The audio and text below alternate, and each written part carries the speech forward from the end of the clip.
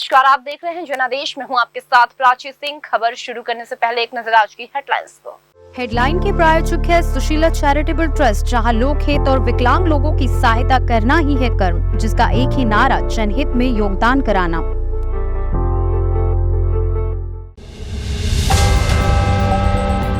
उदयनिधि स्टालिन ने सत्ता के मद में किया सनातन का अपमान, इंडिया फ्रंट से बाहर हो डीएमके, बोले देवकीनंदन ठाकुर। 2024 के लिए पीएम मोदी ने चल दिए 3 दांव, विपक्षी के लिए पार पाना होगा मुश्किल। सनातन पर उदयनिधि स्टालिन, ज्ञान से निशाने पर कांग्रेस बीजेपी का कड़क सवाल, खामोश क्यों है राहुल गांधी। इसरो की लॉन्चिंग के दौरान नहीं सुनाई देगी ये आवाज, इस वैज्ञानिक का हुआ निधन। उमस भरी गर्मी ने बढ़ाई लोगों की मुसीबत, क्या बारिश दिलाएगी राहत। धीरेन्द्र शास्त्री को जान से मारने की धमकी देने वाला अनस अंसारी कौन है, पुलिस खगाल रही कनेक्शन। अब समाचार विस्तार से। तमिलनाडु के डीएमके नेता उदयनिधि स्टालिन द्वारा सनातन धर्म को लेकर दिए गए विवादित बयान पर घमासान मचा है। एक और बीजेपी नेता उनके बयान को आस्था को ठेस पहुंचाने वाला मामला बताकर हमलावर है। वहीं सनातन समाज ने भी इस मामले पर नाराजगी जताई है। तमिलनाडु के मुख्यमंत्री एमके स्टालिन के बेटे उदयनिधि स्टालिन ने सनातन धर्म से जुड़े अपने एक बयान के कारण विवादों में घिर गए हैं। उदयनिधि स्टालिन ने अपने एक बयान में कहा था कि ऐसा कुछ चीज होता है जिसका विरोध करना काफी नहीं होता, हमें उन्हें समूल मिटाना होगा। आगे उन्होंने ये भी कहा, मच्छर, डेंगू, बुखार, मलेरिया, कोरोना ऐसी चीज है जिनका हम केवल विरोध नहीं कर सकते, हमें इन्हें मिटाना होगा। सनातन धर्म भी ऐसा ही है। इस विवादित बयान पर कथावाचक देवकीनंदन ठाकुर ने नाराजगी जताते हुए इसे करोड़ों हिंदुओं की आस्था से खिलवाड़ बताते हुए बड़ा हमला बोला है। कथावाचक देवकीनंदन ठाकुर ने कहा कि उदयनिधि ने सत्ता के मद में ये विवादित बयान दिए हैं। अगर उनके पिता और पार्टी सत्ता में ना होते तो उनकी सनातन का अपमान करने की हिम्मत नहीं होती। देवकीनंदन ठाकुर ने कहा, हिंदू धर्म को निशाना बनाकर वोट बटोरने की कोशिश होती है। ऐसे में अब किसी भी कीमत पर सनातन धर्म का अपमान बर्दाश्त नहीं किया जाएगा। संत समाज इस बयान को लेकर नाराज है, इसलिए उन्हें माफी मांगनी चाहिए। देवकीनंदन ठाकुर ने कहा कि उदयनिधि को समझ लेना चाहिए कि उनके पिता हमेशा एमके स्टालिन पार्टी में नहीं रहेंगे। ऐसे में उन्हें संभल कर बयान देना चाहिए। ऐसे बयान करोड़ों हिंदुओं की आस्था से खिलवाड़ है, इसे बर्दाश्त नहीं किया जाएगा। देवकीनंदन ठाकुर ने कहा कि विदेशी साजिश के तहत सनातन का अपमान हो रहा है, ऐसे में सख्त कार्रवाई करने की जरूरत है।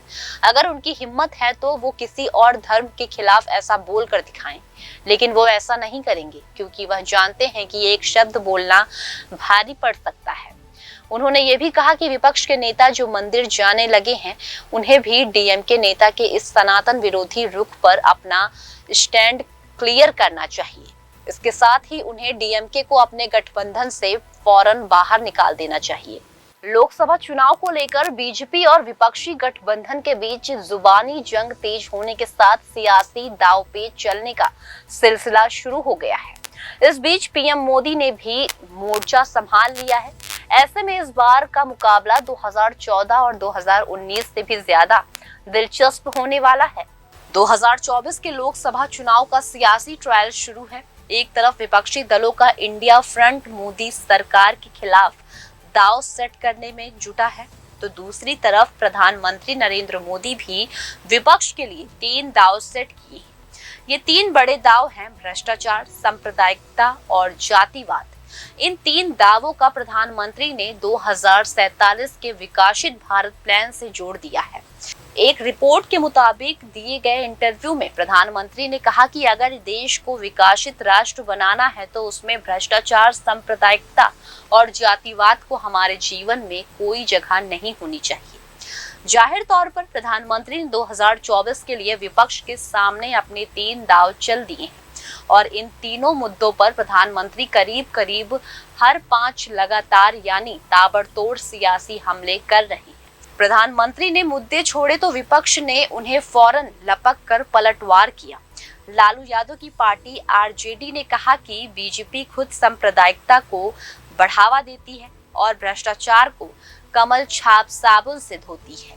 वहीं नीतीश कुमार की पार्टी जेडीयू ने कहा कि प्रधानमंत्री भ्रष्टाचार और जातिवाद पर बोलते हैं और खुद बजरंग बली और कब्रिस्तान शमशान के नाम पर वोट मांगते हैं। सवाल उठता है कि क्या भ्रष्टाचार, जातिवाद और सांप्रदायिकता जैसे मुद्दों के खिलाफ 2024 का युद्ध लड़ा जाएगा? क्या पीएम के मौजूदा साक्षात्कार ने 2024 चुनाव की धारा तय कर दी है? और इसके जवाब में विपक्ष के गठबंधन के पास कितनी तैयारी है? 2047 तक विकसित राष्ट्र होगा भारत। भ्रष्टाचार, जातिवादी, सांप्रदायिकता को जगह नहीं है। भारत की G20 की अध्यक्षता के कई सकारात्मक लाभ हैं। G20 की अध्यक्षता के तीसरी दुनिया के देशों में विश्वास है। देश के हर हिस्से में G20 की मीटिंग की तैयारी है। देश में 1 अरब महत्वाकांक्षी दिमाग, 2 अरब कुशल हाथ है। 9 साल की राजनीतिक स्थिरता से देश में कई सुधार हैं। शीर्ष 3 बड़ी अर्थव्यवस्था में शामिल होगा भारत। गौरतलब है कि बीजेपी ने 2024 का लोकसभा चुनाव भ्रष्टाचार के मुद्दे पर लड़ा था। पीएम मोदी के धुआंधार प्रचार और आक्रमण रणनीति से पूर्ण बहुमत वाली सरकार बनी थी। 2019 में पीएम मोदी की नीतियों पर बीजेपी ने चुनाव लड़ा और पहले से ज्यादा सीटें जीतते हुए इतिहास रच दिया। अब 2024 में बीजेपी फिर एक बार पीएम मोदी के नेतृत्व में बड़ी जीत दर्ज करने का दावा कर रही है। वहीं विपक्ष के इंडिया फ्रंट को अपनी एकजुटता के नाम पर सत्ता में वापसी की उम्मीद है। ऐसे में इस बार का मुकाबला पहले से ज्यादा दिलचस्प रहने वाला है। डीएमके के कदावर नेता तमिलनाडु के सीएम स्टालिन के बेटे और मंत्री उदयनिधि स्टालिन ने कहा था कि सनातन धर्म डेंगू और मलेरिया की तरह है, इसे खत्म कर देना चाहिए। उनके इस बयान के बाद बीजेपी ने कांग्रेस पर निशाना साधा है। बीजेपी ने कहा कि आखिर राहुल गांधी इस बयान पर चुप क्यों हैं? सनातन धर्म के मुद्दे पर तमिलनाडु सरकार ने मंत्री उदयनिधि स्टालिन ने बयान क्या दिया कि निशाने पर राहुल गांधी आ गए। बीजेपी के राष्ट्रीय प्रवक्ता रविशंकर प्रसाद ने कहा कि राहुल गांधी का पाखंड सामने आ चुका है। घमंडिया अब अपने असली रूप में सामने आ रही है। सवाल ये है कि बयान उदयनिधि स्टालिन ने दिया तो कांग्रेस निशाने पर क्यों है? दरअसल तमिलनाडु में कांग्रेस और डीएमके की सरकार एक साथ है। डीएमके गठबंधन का कांग्रेस हिस्सा है। रविशंकर प्रसाद ने कहा कि सभी विषय पर बात करने वाले राहुल गांधी क्यों चुप हैं? आखिर जवाब देने में क्या परेशानी है? दरअसल कांग्रेस का चाल, चरित्र और चेहरा ही हिंदू समाज को अपमानित करने की रही है। एक बार फिर कांग्रेस का चेहरा सबके सामने आ रहा है। तमिलनाडु सरकार में मंत्री और स्टालिन के बेटे उदय स्टालिन ने कहा कि कुछ व्यवस्था ऐसी होती है जिनका ना होना अच्छा माना जाता है। सनातन धर्म उनमें से एक है। सनातन धर्म डेंगू और मलेरिया की तरह है जिसका खत्म होना जरूरी है। उनके इस बयान पर जब बवाल बढ़ा तो उन्होंने सफाई भी दे दी। शनिवार को Tamil Nadu progressive rights artist association द्वारा सनातन के उन्मूलन विषय पर चेन्नई में आयोजित एक सम्मेलन को संबोधित करते हुए मुख्यमंत्री एमके स्टालिन के बेटे उदयनिधि स्टालिन ने तर्क दिया था कि सनातन समाज न्याय के विचार के खिलाफ था और यह मिटाना पड़ा। उदयनिधि ने कहा था कि उन्हें एक विशेष भाषण देने का अवसर देने के लिए सम्मेलन के आयोजकों को धन्यवाद देता हूँ। अपने सम्मेलन के नाम सनातन विरोधी सम्मेलन के बजाय सनातन उन्मूल सम्मेलन रखा है। इसकी सराहना करता हूँ। कुछ चीजों का विरोध नहीं किया जा सकता, उन्हें ही खत्म कर देना चाहिए। हम डेंगू, मच्छर, मलेरिया या कोरोना का विरोध नहीं कर सकते, हमें इसे मिटाना है। ऐसे ही हमें सनातन को मिटाना है। सनातन का विरोध करने के बजाय इसे खत्म किया जाना चाहिए। इसरो में कार्यरत वैज्ञानिक वलार मथी को दिल का दौरा पड़ने से निधन हो गया। बता दें कि रॉकेट लॉन्चिंग के दौरान काउंटडाउन में वो अपनी आवाज देती थी। चंद्रयान 3 या इसरो की किसी भी लॉन्चिंग के दौरान काउंटडाउन को आवाज देने वाली एन वलार मथी अब इस दुनिया में नहीं रही। हार्ट अटैक की वजह से उनका निधन हो गया। अपने चंद्रयान 3 की लॉन्चिंग के दौरान 10, 9, 8, 7 की आवाज दे रही शख्सियत के बारे में जानने की दिलचस्पी रही होगी कि आखिर वो कौन है। लॉन्चिंग के मौके पर काउंटडाउन की आवाज जिनकी जुबान से आती थी उनका नाम वल्लर मत्थी है। 2023 के लगभग हर महीने होने वाले एक लॉन्च मिशन के साथ इसरो लाइव ट्रैकिंग की गवाह न सिर्फ भारत बल्कि दुनिया के दूसरे देश भी बने। प्रसारण के दौरान आधिकारिक या वैज्ञानिक जिस तरीके से संबंधित घोषणाएं करते हैं, तकनीकी रूप से कॉल आउट के रूप में जाना जाता है। अक्सर हम सब जानते हैं कि वो कौन चेहरा है। उनमें से थी एक वलार मत्थी, वो भी अब नहीं सुनाई देंगी। रॉकेट लॉन्च काउंटडाउन के पीछे की प्रतिष्ठित और शक्तिशाली महिला आवाज अनंत काल के लिए फीकी पड़ गई है। इसरो ने अपनी ट्वीट में जानकारी दी थी कि वल्लार मत्थी मैडम का दिल का दौरा पड़ने से शनिवार शाम को चेन्नई के एक अस्पताल में निधन हो गया। बता दें कि 14 जुलाई 2023 को श्रीहरिकोटा के सतीश धवन स्पेस सेंटर से चंद्रयान 3 का सफल प्रक्षेपण किया गया और 23 अगस्त को चंद्रयान 3 का विक्रम लैंडर सफलतापूर्वक चांद के दक्षिण ध्रुव पर उतरने में कामयाब हुआ था। विक्रम लैंडर की लैंडिंग के बाद प्रज्ञान रोवर से पेट से बाहर निकला और चंद्र की सतह पर चहलकदमी करना शुरू किया। करीब 10 दिन तक प्रज्ञान रोवर ने बेशकीमती जानकारी भेजा जो न सिर्फ इसरो बल्कि देश और दुनिया के लिए महत्वपूर्ण है।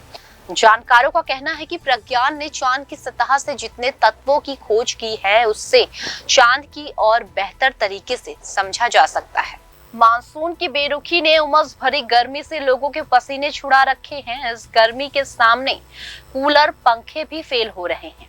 क्या देश में बारिश का फिर से दौर शुरू होने वाला है? दिल्ली एनसीआर समेत देश के अधिकांश भागों में बारिश की कमी बनी हुई है। बिहार, झारखंड में 1 जून से 1 सितंबर के बीच करीब 30% कम बारिश हुई है। जुलाई के अंत तक दोनों राज्य में मौसम लगभग शुष्क रहा है और बीच बीच में हल्की से मध्यम बारिश होती रही है। अगस्त में कुछ जिलों में अच्छी बारिश देखी गई। हालांकि दोनों राज्य का मौसम एक बार फिर शुष्क हो गया और बारिश की कमी बढ़ती जा रही है। प्राइवेट मौसम एजेंसी स्काईमेट के मुताबिक बंगाल की खाड़ी में कम दबाव का क्षेत्र बन रहा है। इसके प्रभाव की वजह से शुरुआत में मौसम गतिविधियां बिहार और झारखंड के पूर्वी हिस्से पर होंगी। इसके बाद बारिश की तीव्रता और प्रसार में धीरे धीरे बढ़ोतरी होगी। संभावना जताई जा रही है कि 5 सितंबर तक बिहार और झारखंड के अधिकांश हिस्सों में अच्छी बारिश होने लगेगी। इसके बाद 10 सितंबर से बारिश की तीव्रता कम होनी शुरू हो जाएगी। बारिश का ये दौर उन किसानों के लिए वरदान साबित होगा जो बारिश का बेसब्री से इंतजार कर रहे हैं। एजेंसी के अनुसार पिछले 24 घंटे में रायलसीमा, पश्चिमी बंगाल के कुछ हिस्सों और तटीय ओडिशा में हल्के से मध्यम बारिश हुई। इस दौरान केरल, तमिलनाडु, आंतरिक कर्नाटक, कोंकण और गोवा में हल्की से मध्यम बारिश और तटीय आंध्र प्रदेश और हिमाचल प्रदेश में 1 या 2 स्थानों पर भारी बारिश हुई।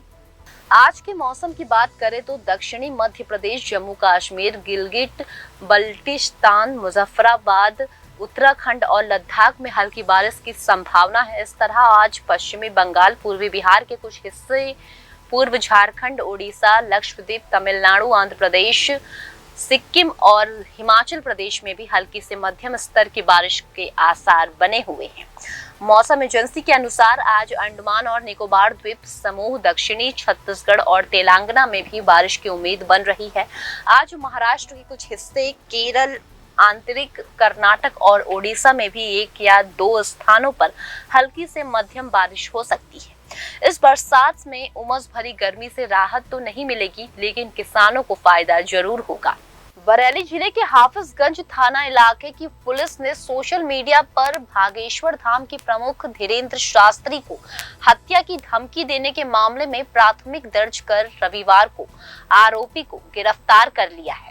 बरेली जिले के हाफिजगंज थाना इलाके की पुलिस ने सोशल मीडिया पर भागेश्वर धाम के प्रमुख धीरेन्द्र कृष्ण शास्त्री को हत्या की धमकी देने के मामले में प्राथमिक दर्ज कर रविवार को आरोपी को गिरफ्तार कर लिया।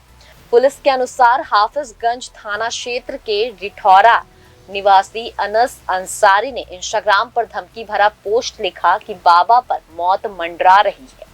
बरेली के पुलिस अधीक्षक राजकुमार अग्रवाल ने बताया कि हाफिजगंज थाना क्षेत्र के रिठौरा निवासी अनस अंसारी ने इंस्टाग्राम पर धीरेन्द्र शास्त्री को लेकर भड़काऊ बात लिखी और शास्त्री को जान से मारने की धमकी दी है। अग्रवाल ने कहा कि इस मामले में पुलिस ने हाफिजगंज थाने में भारतीय दंड सहित की धाराओं 255A धार्मिक भावनाओं को जानबूझकर आहत करना, 504 शांति भंग करने के इरादे से जानबूझकर अपमान करना और सूचना प्रौद्योगिकी अधिनियम 2008 की प्रासंगिक धारा के तहत मामला दर्ज कर आरोपी को गिरफ्तार कर लिया है। इस मामले में हिंदू जागरण मंच और विश्व हिंदू परिषद की ओर से भी पुलिस से शिकायत की गई थी। पुलिस मामले की छानबीन कर रही है और अनस अंसारी के संपर्कों का पता लगा रही है। फिलहाल खबरों में सिर्फ इतना ही। आगे खबरों में बने रहने के लिए देखते रहिए जनादेश।